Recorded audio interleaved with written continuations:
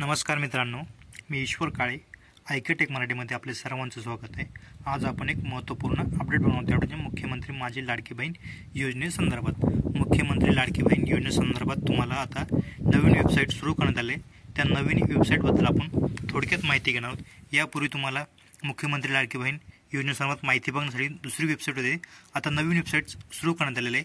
त्या नवीन वेबसाईटवर तुम्ही तुमचं बेनिफिशरी स्टेटस बघू शकतात. त्याचबरोबर तुम्ही पात्र अपात्र तुमचं नाव झालेलं ते सुद्धा तुम्ही वेबसाईट बघू शकता.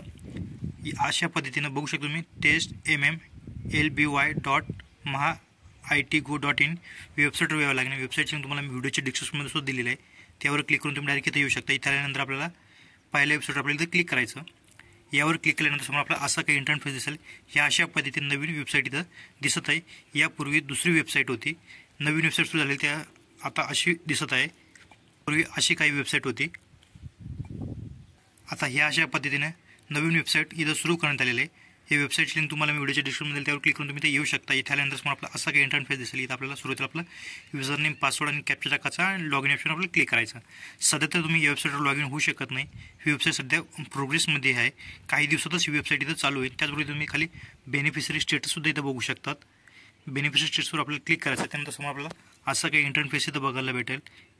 नाव और रजिस्ट्रेशन नंबर, तुम्ही तुमचं इथं रजिस्ट्रेशन नंबर टाकून तुम्ही तुमचं स्टेटस बघता. रजिस्ट्रेशन नंबर टाकायचा, कॅप्चा टाकायचा, गेट OTP यावर आपल्याला क्लिक करायचं. तुमच्या मोबाईल रजिस्ट्रेशन करताना मोबाईल नंबर दिला असेल त्या नंबरवर एक OTP जाईल. ते OTP टाकून इथं तुम्ही लॉगिन होऊ शकता. आणि त्याचबरोबर तुम्हाला इथं रजिस्ट्रेशन जर नंबर तुमच्याकडे नसेल तर तुम्ही मोबाईल नंबर टाकून सुद्धा इथं आणि कॅप्चा टाकून सुद्धा इथं लॉगिन होऊ शकता. आणि त्याचबरोबर तुम्हाला इथं तुमचं पात्र अपात्रचा स्टेटस तुम्हाला इथं बघताना यामध्ये काही शासकीय नवीन निकष दिलेले आहे.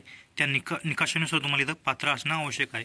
जसं की तुम्हाला 2.5 लाखापेक्षा जास्त उत्पन्न असेल तर तुम्ही यामधून अपात्र होऊ शकता. त्याचबरोबर तुमच्या घरामध्ये कोणाला शासकीय नोकरीला असेल तरीसुद्धा तुम्ही इथं अपात्र होऊ शकता. त्याचबरोबर तुम्ही आयकरदाता असेल, इन्कम टॅक्स जर भरत असेल तरीसुद्धा तुमचं नाव यामधून अपात्र होण्याची शक्यता आहे.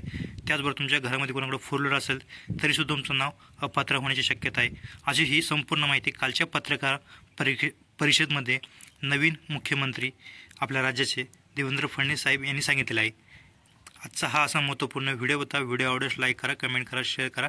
असंच आपल्या चॅनलच्या नवीन नोटिफिकेशन चॅनलला सबस्क्राईब करून ठेवा. थँक्यू, धन्यवाद. पुन्हा भेटू नवीन अपडेट्ससह.